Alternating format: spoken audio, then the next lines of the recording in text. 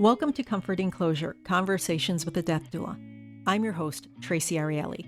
Each week, I bring you guests who've dedicated themselves to helping people navigate the practical, emotional, and spiritual aspects of aging, death, and grieving.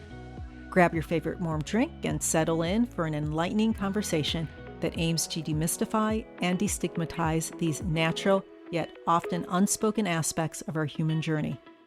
Hello, everyone. I'm Traci Arieli, end-of-life doula and founder of Comforting Closure. Welcome to another episode. Joining us today is Charles Tigard. Charles is the director of Stanford's Office of Decedent Affairs, the very first office of its kind in the country. This remarkable team provides critical services and support to families during one of the most challenging times of their lives. In our conversation, we'll discuss why Stanford created the Office of Decedent Affairs, how they support families, and the larger impact of their work. So grab a cup of tea, find a comfortable spot, and join us for the conversation. Charles, welcome, and thank you so much for being here today. Thank you, Traci, so much for having me. It's an honor to be with you today. So can you tell us a bit about yourself and your journey to be part of Stanford's Office of Decedent Affairs? And for sure, I like that word because I definitely see it. It has been a journey, and I very much see it as a journey that I'm still on. I'm actually native to California, born in San Diego, raised in Riverside County, lived all over the country, including Pennsylvania, Vermont. Spent almost 10 years in Florida during my pastoral work. So after college, getting a bachelor's in psychology, actually came back to California and kind of started my career in adult life. And moving back to California shortly thereafter in 1999, I started looking for my church in the head office and the denominational headquarters doing administrative work. And later on, that journey led me to seminary and getting obtaining the Master of Divinity degree from Claremont School of Theology. From there, continued my pastoral work, again, across the country, mostly in Florida. And of course, that work involved work, on occasion, working with church members who were at the end of life or who were very sick and providing a visitation, whether it was at home or at hospice or in the hospital.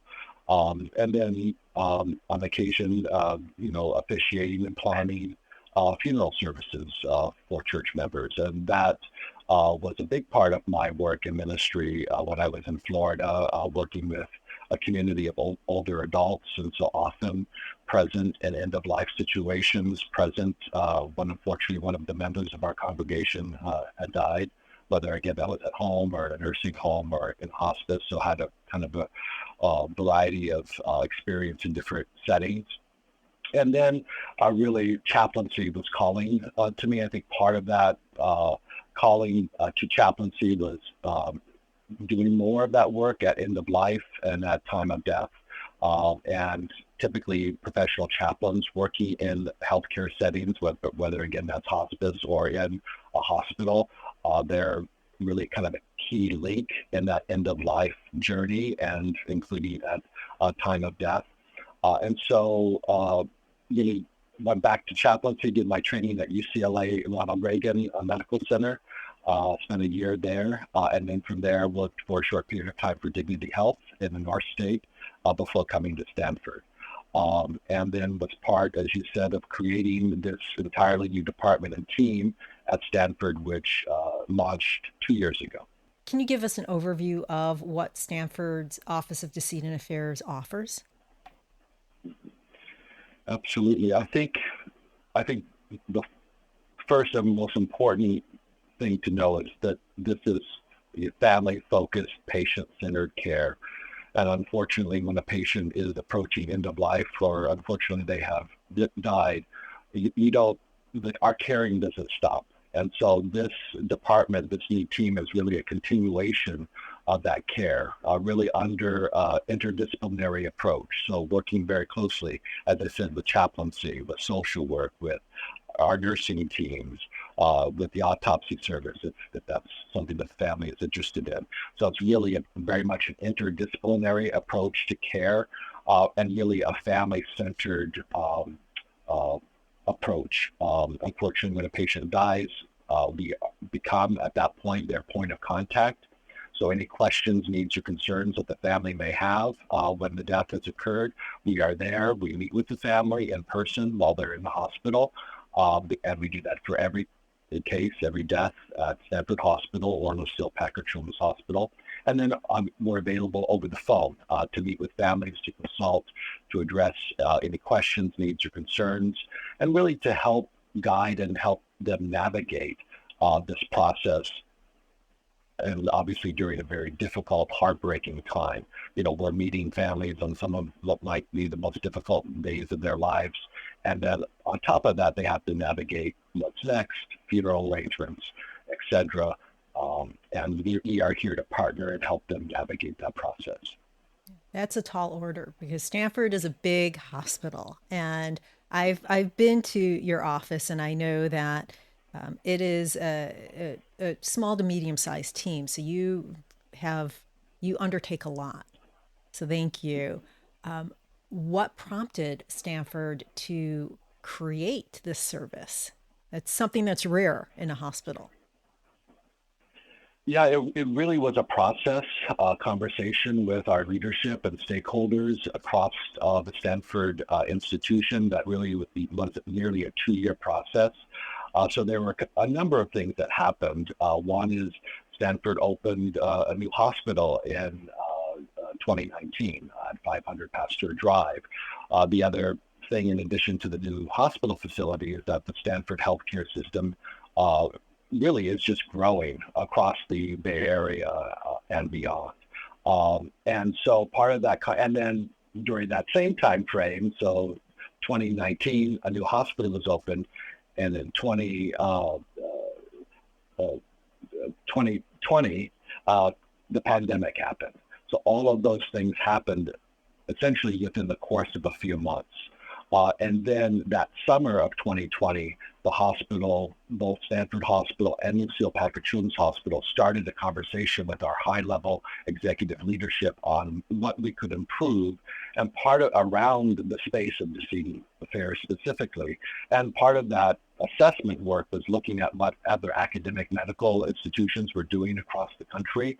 So we reached out to other decedent affairs departments to understand what the best practices were, and then to identify what our opportunities were here at Stanford. I think one of the many things that's meaningful looking here is our healthcare system is really is all about process improvement and what can we do better. As good as we are, how can we lead things from good to great? You have to focus on our patient and family experience. And so I think this is key. Unfortunately, as we said, when a patient passes away, that what happens after that can impact that family experience. And so part of our goal, among many other things, is to make sure that the process is as smooth for the family during this difficult time as we possibly can make it to support that family. I know that you were in talks before the pandemic hit. Do you think that the pandemic influenced or kind of sped up that process? For sure. For sure. I think for all of us, and specifically in healthcare, when we are under lockdown, and for example, visitor restrictions were in effect during some of the toughest of the months during the pandemic, and unfortunately, patients were passing away of COVID. And in those early weeks and months, there was so much kind of fear and unknowns around the COVID virus. And now, of course, we know more. But in those early months, there were just a lot of unknowns. So absolutely, I would say that precipitated the conversation. Now, I've been lucky enough to tour the office, and the environment is very different from the hospital that's right outside the door. Can you tell us about the environment that families encounter when they first enter the facility? Thank you. So listen, yes. So in January, we opened up an entirely new space that's dedicated just for families in bereavement. You have a few spaces, the family bereavement room, which is a private area just for families. And we also have a viewing area if families have not had the opportunity to see their loved one after the death. For example, maybe they're coming from a distance, they're coming from out of area, out of state, sometimes even international. We're able to accommodate that viewing in our facility. That space was really 10 years plus in the planning and it really engaged stakeholders again from across the organization. So spiritual care, social work, the autopsy service, patient transport, hospital operations or facilities were all involved in the conversations and planning. Our art commission was involved in commissioning custom work just for the space. And so it's really a family-centered, private, very peaceful area. We have an amenity area for families with coffee, tea. We're able to give them privacy and dignity during a difficult time that, as you said, Traci, is away from kind of the busyness of the hospital. A private bathroom for families as well. So really designed to contain the family meeting or support the family meeting and the family viewing if that's what the family is requesting. Yeah, it really does not feel like a hospital when you walk in there. It is a very calming atmosphere and supportive atmosphere. So, how large is the facility, the office, and how many decedents can you support? We currently have 10 total team members, so a manager, supervisor, and coordinators. And I think important to know in the Stanford system, there are different sites. So there are different, morgue facilities at some of our different sites. So that capacity can flex as needed.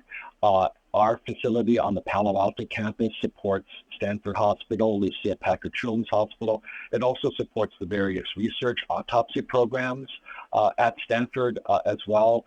And then occasionally, we do autopsies on occasion, for example, for the Palo Alto Veterans Administration as well. So all of those have impacts on this one space. How have you seen your services impact the families that you work with? Or does anything stand out to you or for you?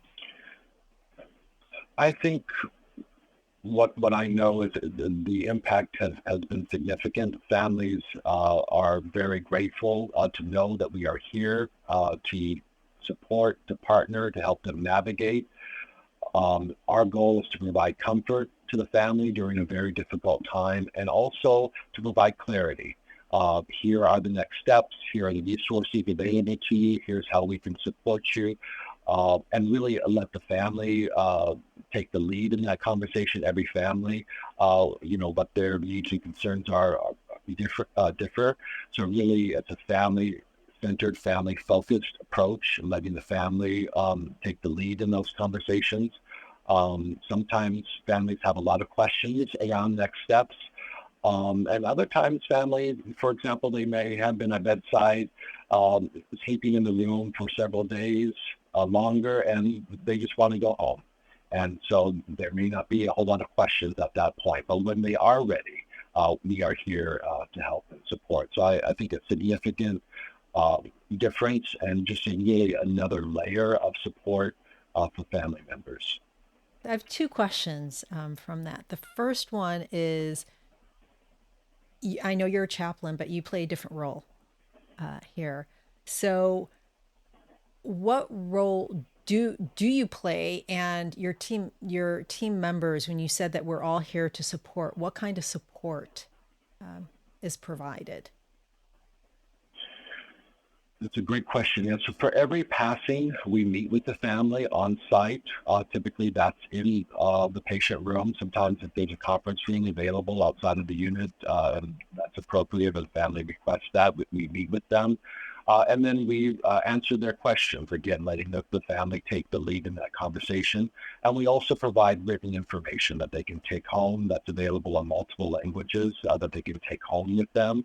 So you kind of with an awareness that especially in immediate grief and loss, sometimes family members, for example, may not be processing a lot of information. So we actually provide it in writing for them to take home. And then, as I said, we're available over the phone for any questions. And then we really pivot to make sure that our staff, the nurse who's been taking care of the patient, that they're supported, that they have what they need, that they know how to document the passing in the electronic medical record. And then making sure that the physician as well has what they need to document the death, et cetera, in the medical record. We are an academic teaching hospital, so we have resident physicians that are in training at the Stanford School of Medicine. We have nurses that come from across the country to work here at the Stanford campus. So often a big part of our role is providing staff education. So family support, but also guiding our staff on what to do next, and being that navigator for families, but also importantly for staff. So again, that there's no impact on the family during this difficult time. And after that, those kind of two levels or multi-levels of support are completed, then we actually start the leaving death certificate with the state of California. So we access the medical record in partnership with the physician who's been taking care of the patient.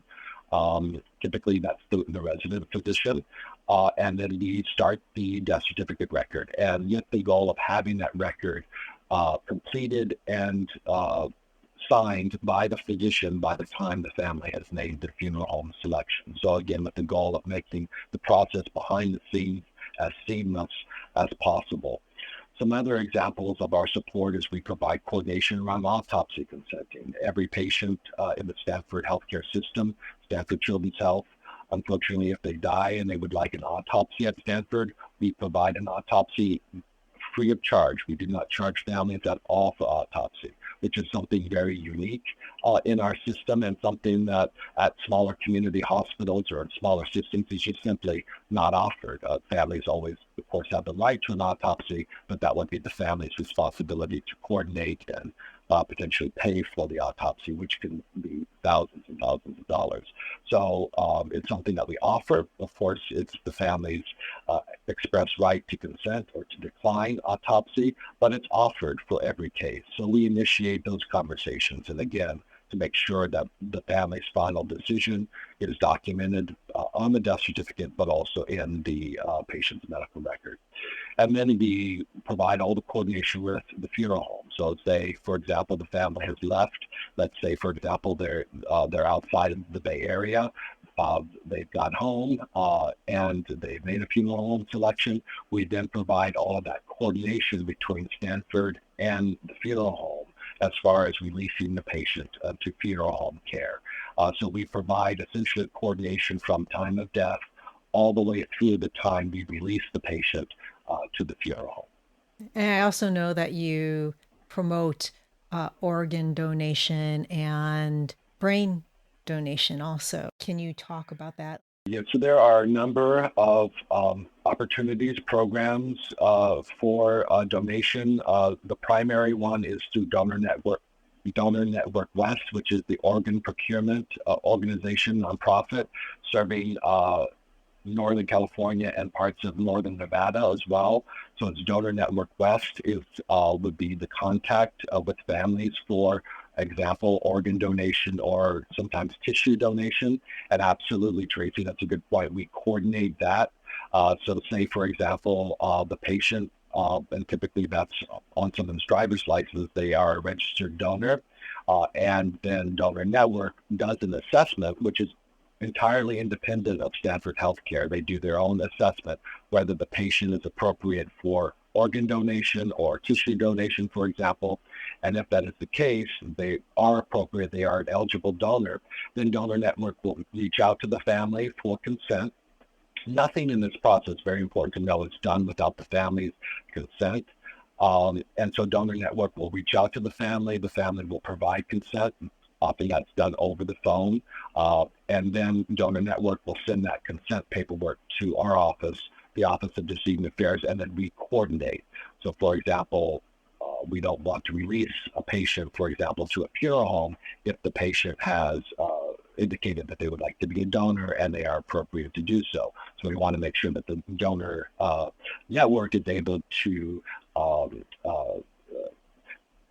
take those tissues that are life-saving for other patients before anything else is done.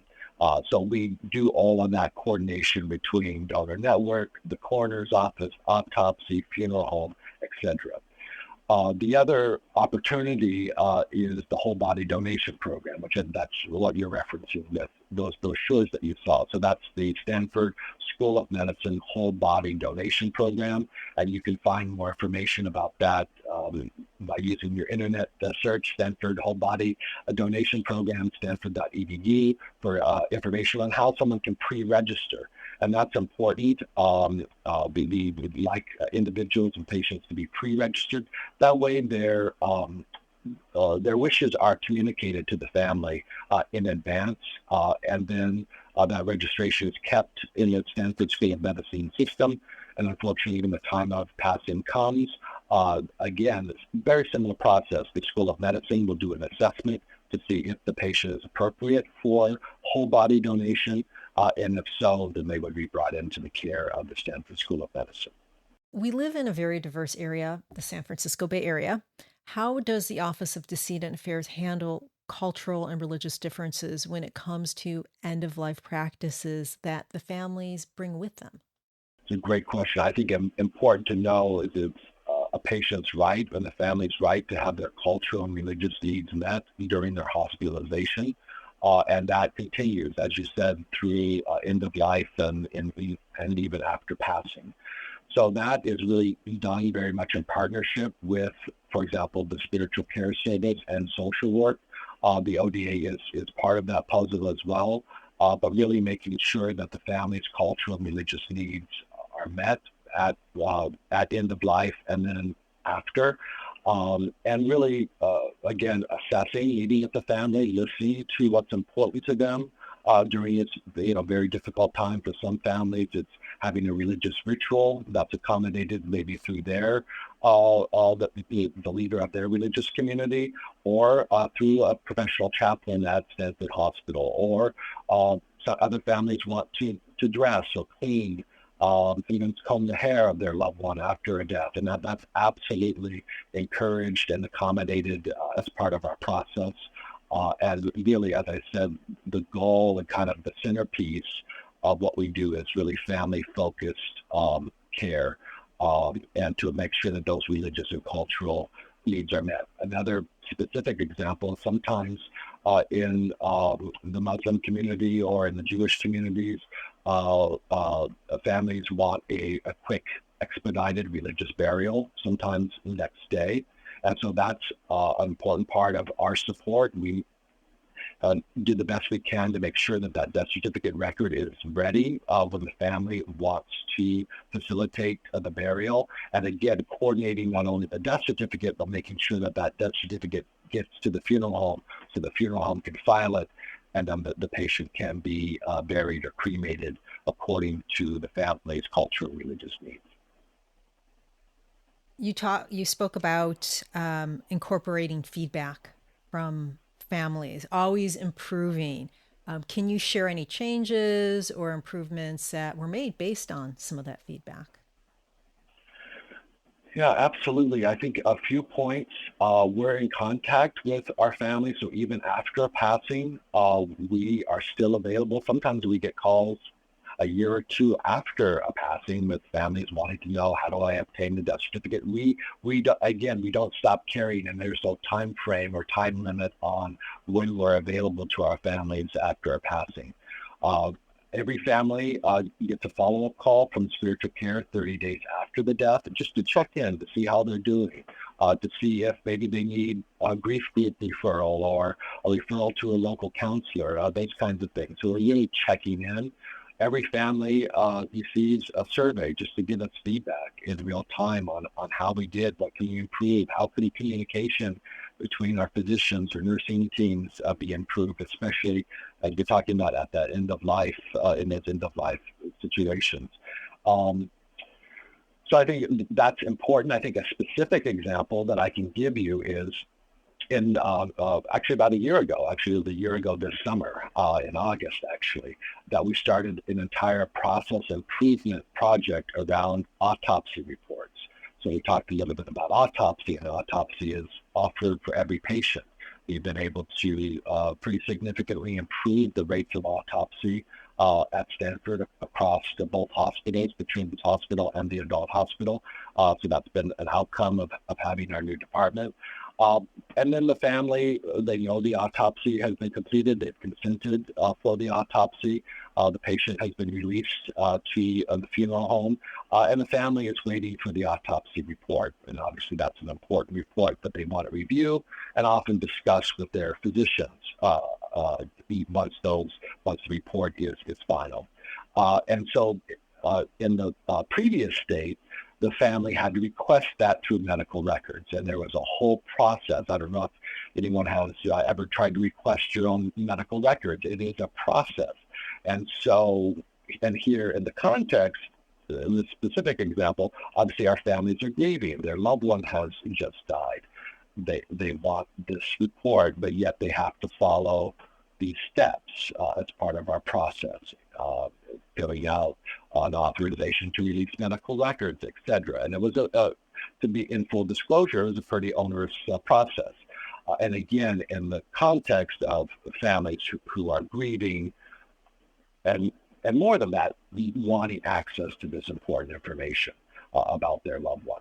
And so we engaged all of the stakeholders, including medical records, health information management services in the Stanford system. HIMSS is the name of the department. And so we called in the autopsy service. We called in medical records. We called in the directors from across the organization, including some vice presidents in the hospital, to say, how can we do this better for our families? We can do this. And so we did. It took about a month of conversation and thinking the steps through. But now, in our current state, and that's been true, as I said, for the last year, it's a permanent change moving forward, is when a family requests an autopsy, they are able to indicate, send me a copy of the report. And once the report is ready, the report is mailed. And so really to make that process as easy and, as I said, less impact on the family during a difficult time. And then again, offering support, offering consultations with their physicians if they would like. The autopsy service is always available to meet with families, to set up a phone call or Zoom call to review autopsy results and to answer any questions that the family may have. But that's a specific example of a process improvement that's come out of our work. I'm surprised it only took a month, because that's a very large change. And if anyone working with the hospital, they know with the HIPAA compliance and a whole host of other compliance and legalities, it's not easy to change a process. So my hat's off to you. That's wonderful. And I love hearing that you're able to take care of families like that. So now we spoke just about that, and we also spoke about the death certificate. Are there any other important legal or regulatory aspects that families should know about when they're working with your team? Yeah, I think there's a range of things that families and patients should be aware of. I encourage everyone, of course, to reach out to your legal counsel. There are folks in the community, the end of life doula community, and folks who are really expert in this field, and to really reach out to experts in the field for guidance. I encourage everyone to have a completed advanced healthcare directive. That's very important, to designate your agents for healthcare decisions when unfortunately an individual may be unable to do so on their own.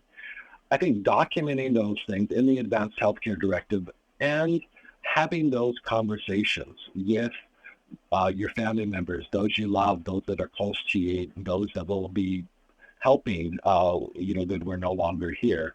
What's important to you? What are your values? What does end of life look for you or feel like? Or how do you envision that? And I know these are difficult conversations to have, but so important that we have them to document it, but then also to talk it through. This is what's important to me, and when I'm gone, these are my wishes for donation, for cremation, for burial. There are all kinds of options to remember a patient after they've passed away.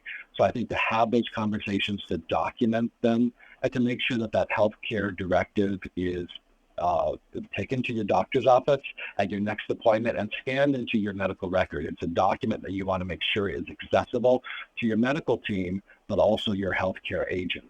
So it's not a document. We had a situation about a year ago where someone had it locked in the safe at home, and the patient unfortunately was within the ICU, and they didn't have the key or the code. So it's not a document that it's a document that you want to have very accessible to your healthcare providers and to your agents.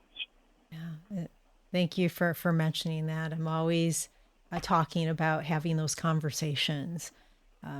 So I appreciate that. A few weeks ago, I spoke with someone from the National Home Funeral Alliance, and we were talking about some of the challenges that people face when wanting to have a home funeral. And one of those challenges was receiving their loved ones from the hospital. Does Stanford support that, taking and returning a person's loved one to their home so that they can do a home funeral? And is there a difference in what needs to happen in order to do that? That's a great question, and this is something that the California Health Code does have regulations around. For example, transporting a deceased patient, and so I would have to do kind of more education on my part on how this would work. From what I understand, if it's in county, so for example, in the county of Santa Clara, that is an option for families, but to my understanding, to transport outside of the county, a permit is required. And that it would mean either that they have an expert, like in the end-of-life doula community, who can guide them on how to obtain that documentation that's required from the county where the patient died, so that everything is done according to California Health Code. And so that's obviously very important to the hospital. So I am aware that there's a growing movement and fully support that. I think, my end-of-life wishes is to be at home with my family, not in the hospital, hopefully. So I think if those are conversations, again, kind of to back to your previous questions, that family members should have, how they want those last moments, that end of life. Is it in the hospital? Is it at home? Is it under hospice care? Is it in a private hospice setting? Again, I think those are very important conversations to have. Yeah. Now, this type of work that we do can be emotionally challenging and very demanding. And I've always said that self-care is part of my job. It's just, I have to set aside time. It is just part of my job. How do you and your team cope with the emotional aspects of your work?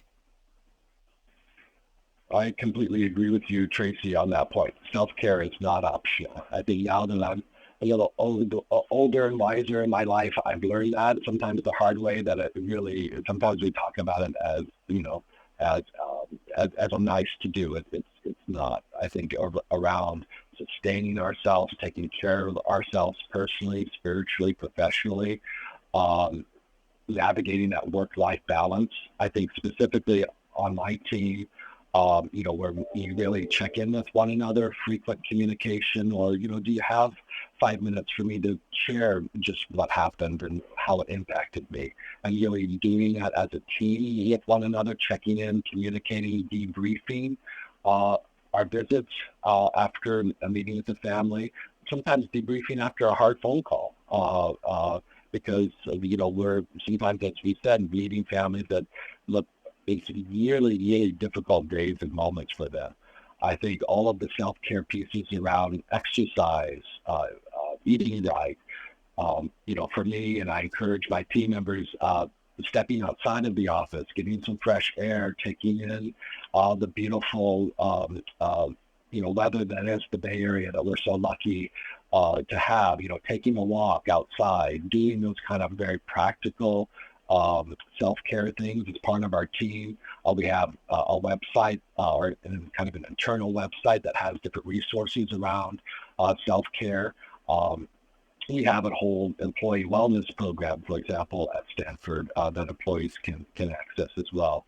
So I think this is really important given the sensitivity of our work. And I think what I've learned around self-care is the sustainability. Like, I need to take care of myself today, but I also need to show up for the people I love, for the patients under our care and the families that we're caring for. I need to do that tomorrow and the next day and the day after that. So how do we make this sustainable in the long term and take care of one another? I think another awareness for me is, acts of kindness, deep listening to others and to ourselves.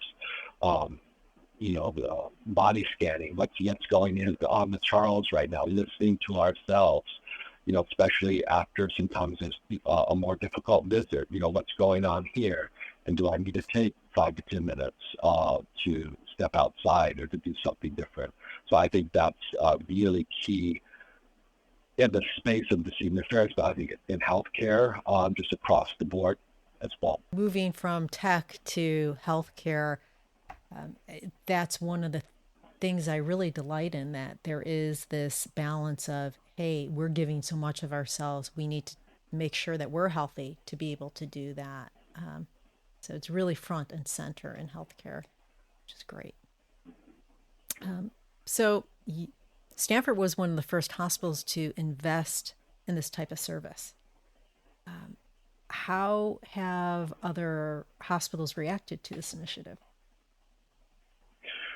We've received, actually just in the last few months, contacts from hospital systems in Ottawa, Canada. We received contact and meeting requests with their executive leadership for a system in Kentucky. And also we received a contact for the Children's Hospital, one of the children's hospitals in Pennsylvania. So receiving contact from across the country. I'm sure that will continue. And really, they're doing what Stanford has done, is reaching out to other institutions around best practices, what are the opportunities, and how potentially could they replicate a similar program. I think increasingly, especially academic medical centers, are adopting a Decedent Affairs model, having a dedicated team that's there to do this work. So that is an increasing trend that we're seeing across academic medical centers across the country. This is the last question. How has creating the Office of Decedent Affairs changed you personally? Good question. I think for me, it's kind of a tender place for me. I think for me, making sure that I spend time with the people, my family, the people I love, to tell them what they mean to me, how much I love and care for them, to never miss those moments. Because the thing that's true about death is once unfortunately death has happened, there's not another opportunity to say, I love you again, or let me tell you what that meant to me, or let me tell you what you mean in my life. And so to take those moments, and I think even more than that, create those moments with the people that you love, to make sure that they're, that as best as we can, humanly possible, that the things that need to be said are said. That's so important. I think for me, as Eve is talking about planning, for me, it's making sure that I have a plan, that my plan is documented, and that I talked it through with my agents for healthcare decisions, with family members who might be planning my service or handling the disposition of my body after I'm gone. So to have those conversations, difficult as they are and uncomfortable sometimes as they are, especially the people who care about us, they don't want to think about the possibility that there might be a time when we're not here, but that those conversations are had and that we never miss those opportunities to create those special, sacred moments. I'll give you an example. My parents just celebrated their 50th wedding anniversary. And so we all, as a whole family, we went to San Diego, which is where they were married and where my brother and I were born. And so we kind of retraced our steps, 50, years later, and went to the church where they were married. And of course, lots of pictures, and went on a cruise, and did a cruise in San Diego Bay, and to create, and those that weekend, I will never forget, and they won't either. And so that is so important to me, and I think that in the context, kind of to answer your question, looking at death and dying every day, that to me has even become even more important. Thank you. Thank you. And thank you so much for being here on the show today. I really appreciate it. Before we wrap up, can you share with our listeners how they can learn more about Stanford's Office of Decedent Affairs? Absolutely. StanfordHealthcare.org, and you can search for Decedent Affairs there. We have a webpage as well, and StanfordHealthcare.org. I also encourage your listeners, Traci, to access their funeral bureau in the place where they live. There's lots of consumer associations that are out there. Lots of good information online around how to plan, how to have these conversations, resources and advocacy for families at end of life and at time of death. So I really encourage your listeners to reach out and to access those resources online. Wonderful. Thank you. Folks, this conversation was very informative. Before meeting Charles, I had never heard about the work being done at Stanford's Office of Decedent Affairs. This work has the potential to set a new standard for how hospitals support families when their loved ones pass away. Thank you for joining us. If you have any questions, please comment below or reach out to me directly. And if you found this conversation to be helpful, please like, share, comment, and subscribe. This is Traci Arieli from Comforting Closure, wishing you peace and comfort in your journey. Until next time, take care.